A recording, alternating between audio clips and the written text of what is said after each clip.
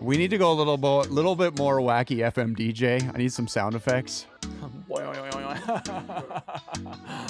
See, that would lighten the mood a little bit. We're a little too serious sometimes. Welcome back to Sermon Rewind. My name is Todd, and with me is Jordan. That Jordan. Works. I was going to go with Sir Preaches a lot, no. But you know. See, I feel it's better for me to beat you to the punch sometimes. Okay, fine.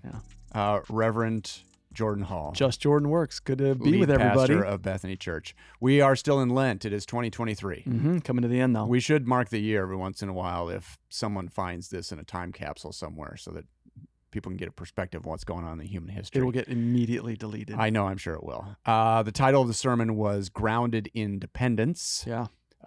John 12, verses 12 to 26. You got it. Yeah. Only a portion was printed in the bulletin, so Couldn't people fit it got all. people got confused, but that's okay. That's all right. Big idea. The triumphal entry proves that while we get it mostly right, while we get it mostly wrong. Yep. We get it mostly wrong. Jesus gets it fully right for all of us. Mm-hmm. Okay. So full transparency, we should peel back the curtain a little bit for the wizard or whatever. You will occasionally send me your big idea in advance. Yeah. Just because I tend to wordsmith things in my life, and you'll say, hey, does this make sense? Whatever. Well, let's be honest. The real reason is because nobody rides me on it more than Well, you. that's not true. Yeah. I point out potential inconsistencies at times. That's fair. Okay. I need somebody like that. So I wrote you back. I was kind of busy that day, and I said it's fine. And part of it was I was busy, but part of it is also it was a little meh. Not that I disagreed with it, right? But this is again where we are sometimes, Sure. right? And I know this is a challenge for you as a preacher but the thing that I was kind of interested in is you said we get it mostly wrong, Yeah. right? Mm-hmm. What do we get partially right?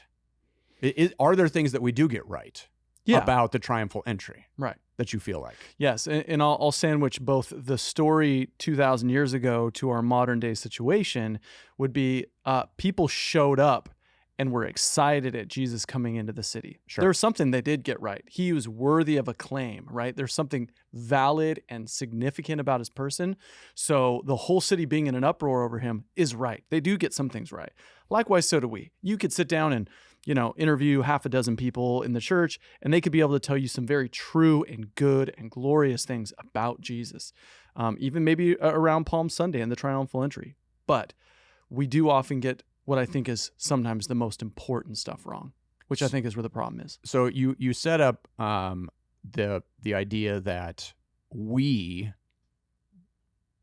set up a sort of a paradox, right? Mm-hmm. There's two sides, right? There's the people that are excited. There's the skeptical Pharisees and probably some, Roman citizen or Roman officials who are looking with skepticism and looking for ways to figure out how to take Jesus down. Yeah. Right. Get rid of the problem. And that's not an uncommon way for us to look at it from a Western standpoint. Where's the good side and where's the bad side? Yeah. Well, the good side is these people. Well, clearly that's us. Mm-hmm. So we're going to join them. Right. And I'll get to this in a second, but you talked about the fact that the crowd that came didn't necessarily understand what was going on, right? Sure. Like they brought their own baggage. They were looking for Jesus to be a political Messiah as opposed to a spiritual one. Yep. And I sent you a couple questions and you said sort of package them together, which is a good suggestion. But should we be waving palm branches? And I don't want to throw shade at the kids that come down the aisle. I was very cautious. Well, because, and this is not an uncommon thing, yeah, right? My kids did it. Probably your kids have done it at some point. I'm sure we've been doing this for generations. This is a fairly common thing in evangelical churches. On Palm Sunday, we get a bunch of kids. We give them palm branches. They come down the aisle waving them. It's cute. Maybe they sing a song. Maybe they do a little something, and then they set their branches down, and then they, disperse to their parents, and then we move on with the regular part of the thing. Yeah. Right. In truth, Palm Sunday, we treat it as sort of a celebratory thing. It's a parade. Jesus on a donkey, but this is set up to Holy Week.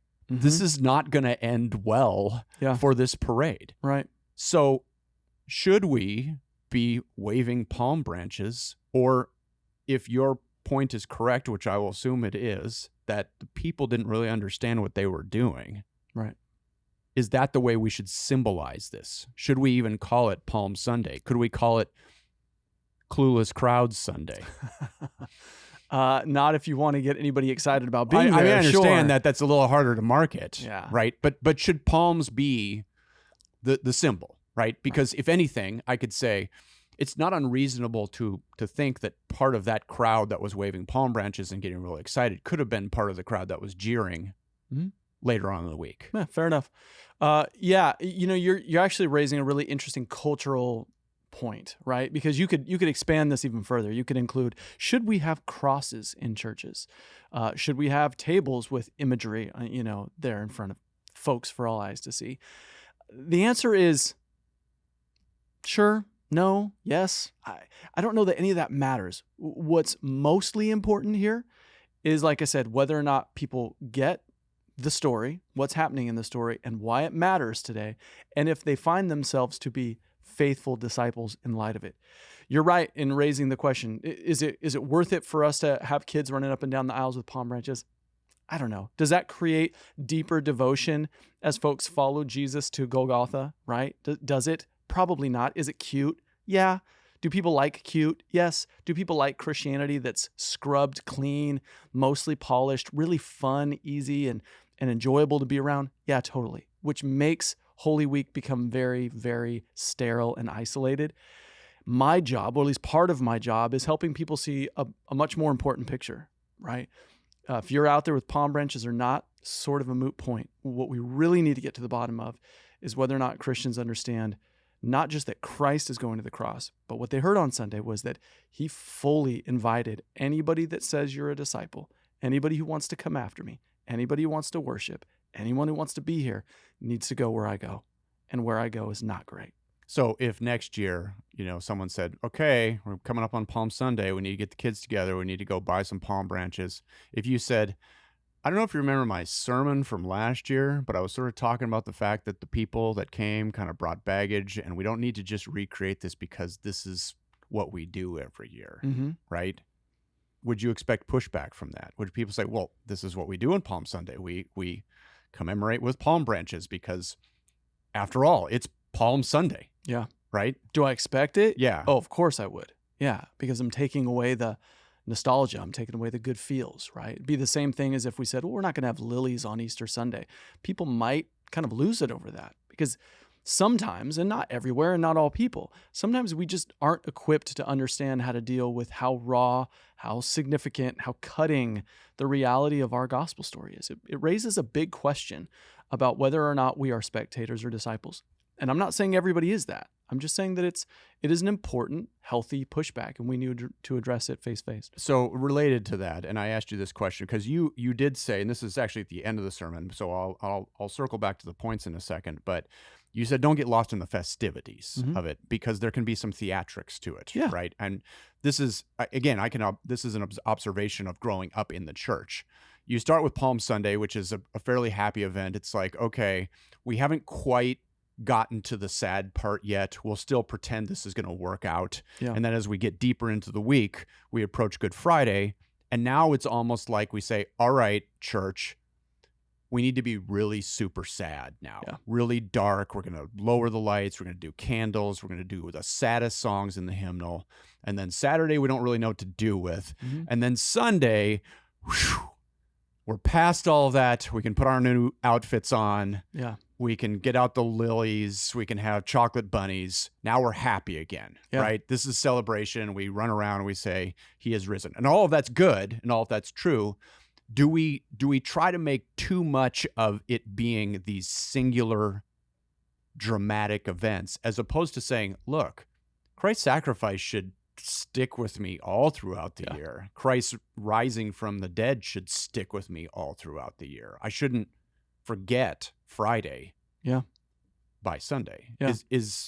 Do we overdo this by making it sort of a, again, you've warned against like kind of these spiritual high, mountaintop experiences. We try to make everything about these singular events. Do we do that? Or is it good to really amp up this week and put deep emphasis on it?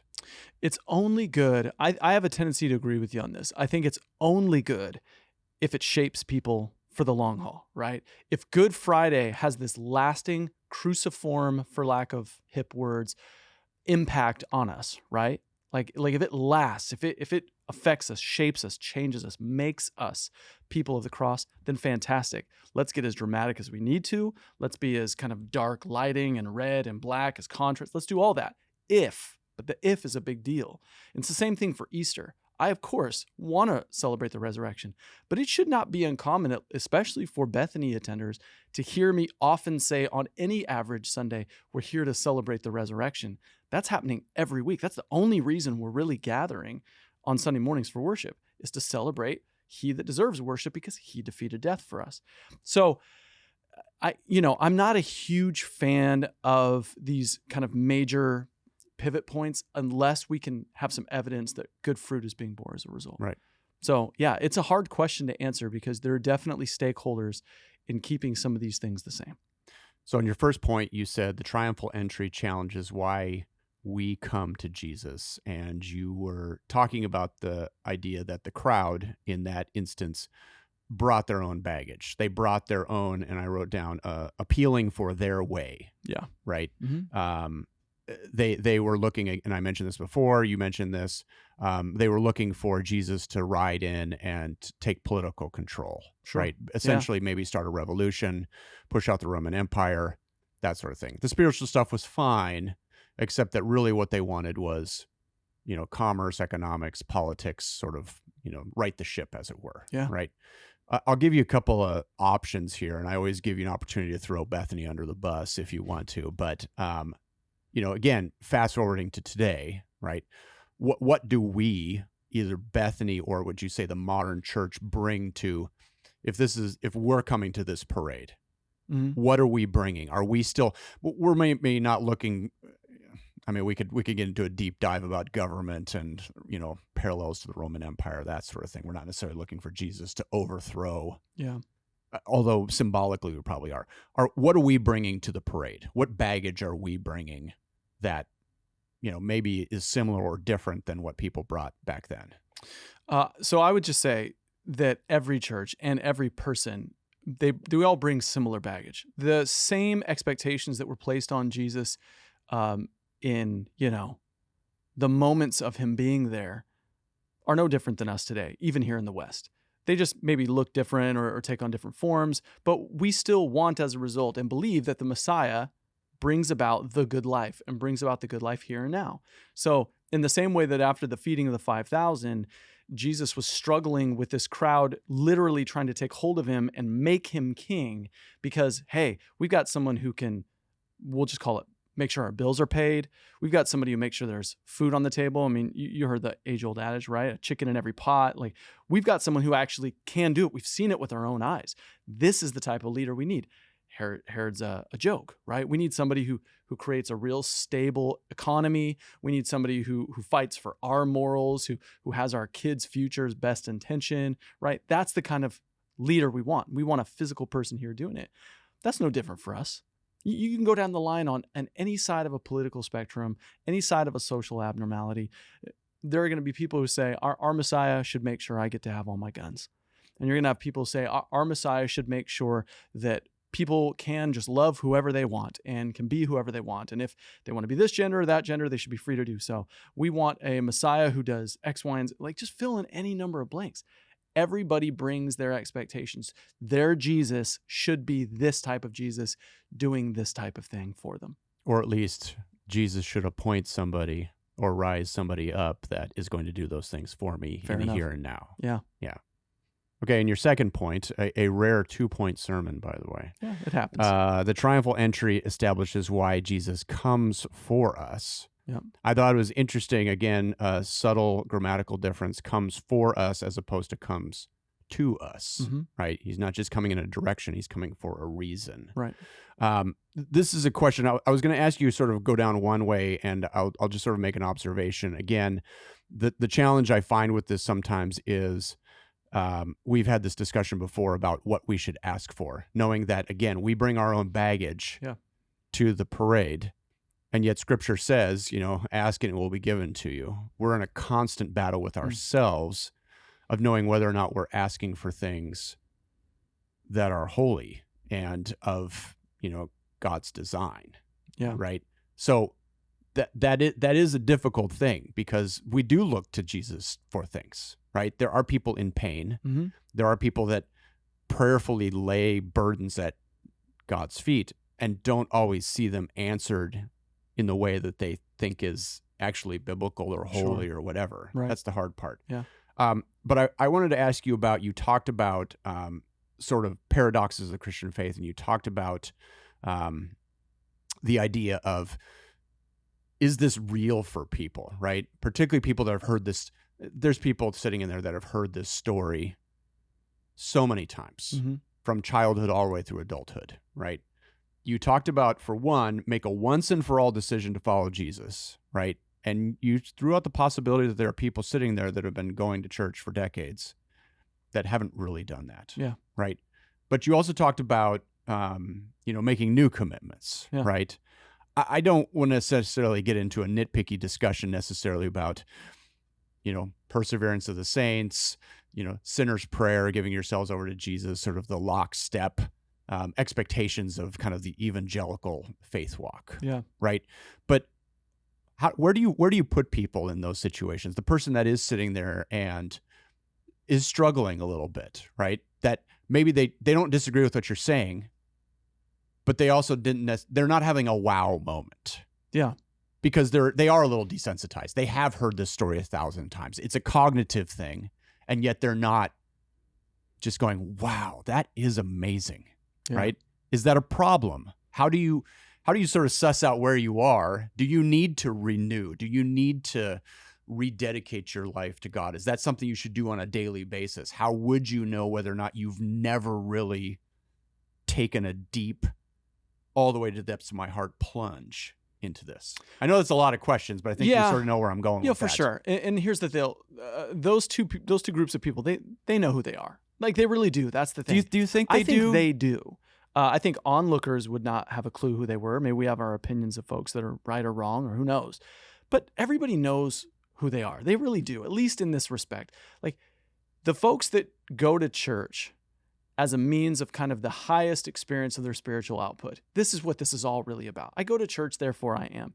Those people know that at the end of the day, they don't, if they don't actually believe it. I'm not saying that all those people don't. They may believe things about it, but they know that their life isn't in kind of an unrest as a result of it, right? Like, Jesus put people in these positions both then and still do to this day, where, as you said, we wake up in the morning and the call to renewal every day is because we know that today we are still called on mission. Today we are still called into a story. Today our lives are going to be required of us differently. Today things are not going to be just simple and smooth, because that's just not the way of the kingdom. Today we're going to be in moments where we're going to be pressured by virtue of our calling and our confession to live in an otherwise supernatural way. Like, we know that. So those commitments to renewal, I don't want those to be the same kind of, single event stories and experiences. I don't want the people to say, well, I prayed the sinner's prayer back in the day, or I stood up in front of the congregation and I did my profession of faith. Therefore, my whole faith journey is linchpinned to that moment. I also don't want people saying, well, in 2023, I renewed my faith as kind of this one standalone event. You are right in how you say it. Make continual effort to be a disciple, to be a student. Own up to the fact that you don't know what you don't know. Like, that's the beauty of, that's why I said, hey, and lovingly, mind you, I hope no one was offended by it, but when I kind of focused on those 60s, 70s, and 80-somethings who have been in the church for a very long time, and very possibly are just kind of like, I've been serving Jesus my whole life, and I'm here in worship. I'm the first one to get here, last one to leave. Like, I do my devotions every day. I'm part of my little small groups here at church. There's nothing wrong with any of that. But we are disciples, which means there's so much to learn from the Lord Jesus still. There are so many commitments when the Spirit does reveal new things about him that we didn't understand, didn't know, nuances to stories that we are sure we knew everything about. I can't tell you how many people came up to me post-Sunday, including today, like, I have not thought about the fact that I probably come to Jesus pretty regularly, not having a clue what he's doing, what he's about. See, now, doesn't that sort of go against your prior point of saying, well, people know, and yet they don't, right? I think what they know is whether or not they're saying, whether I know it or not, I'm committed. I'm here. I'm following Jesus to the cross, even if I don't understand, right? The disciples didn't know. I guess that's my point is I feel like there are people that say, oh yeah, I'm committed. You might question whether they actually are committed. Their version of committed is showing up. Sure. Right? As opposed to they've committed their whole heart. They're all in. They're able to basically, their complaints, their concerns, they're able to go, this isn't important. Right. The big picture is important. And so I'm not going to be bothered by these piddly little things that maybe I was bothered by before. So I don't know. I know where you're going with that. And maybe you're right. I don't, who of us really knows whether we really know ourselves, right? Is self-awareness that obvious to us? That's an interesting thought. And I think too, that is our challenge sometimes and to ask the question. I mean, that is a question to ask of God too, saying, am I justifying things? Yeah. Am I explaining things away? Am I minimizing, dismissing? Even if I have those moments of self-reflection where I go, maybe I'm not all in. Maybe there is something for me to learn. Maybe even though I've heard this story 100, 1,000 times, maybe there's a new nugget to get. I'm not just going to zone out for the next 25 minutes and then get up and leave. I don't know. I mean, I want to give people the benefit of the doubt because you and I have seen. Well, that's our prayer, isn't it? We've seen people, even in a very late stage in life sometimes, suddenly say, oh, now I get it. Yeah. Finally, at age 90 plus, I have this revolution. And that's a beautiful thing. Yeah, praise the Lord for that. So, all right. Thank you very much. Absolutely glad to be here. Thanks again for joining us on Sermon Rewind. It is Holy Week, and if you are in the area and you are in Bellflower, California, we'd love to have you. We've got stuff going on this week. We will have a Maundy, Thursday dinner. We will have a Good Friday service. We will have prayer on Saturday, and we will have Easter Sunday morning service. You got it. We will celebrate and hopefully continue to celebrate throughout the year. Thanks again for joining us in Sermon Rewind. See you soon.